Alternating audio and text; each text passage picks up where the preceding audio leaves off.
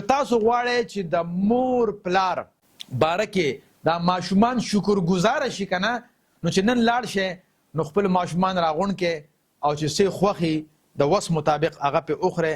او بچي تاسو ووایئ، تاسو سوچ کې مونږ خو خامخا مور پلار تاسو یو کمی کو تا خیره نه کیږي، خو تاسو وایئ چې ستاسو په خیال مونږ څه داسې کړي دي چې هغې باندې ستاسو زړه خوشحاله ستاسو لپاره مونږ اوسه پورې څه کړي دي په هغې باندې لږ سوچ وکړئ. نو دی به وایي چې بابا چې کله اذان وشي که نه نو ما له راشي بړستن رانه اوچته کړي چې بچي پاسه مانځله خو ډېر مې نه ډسټرب کوي، او بابا راته اواز وکړي او لاړ شي. نو زما اوس هم ذهن کې خبره پته چې بابا به رانه بړستون اوچتوله، خو زه یې وهلی نه یم، په مینه به یې ما ته ووایي. بابا چې کله هم بازار ته لاړ شي که نه نو ماله زما د خوښې وړوکي څیز راوړي، خو خامخا راوړي. بابا دونه وخت شوی دی که نه نو ما ته غوسه شوی ضرور دی، خو چې ته په لاس باندې یې نه یم وهلی.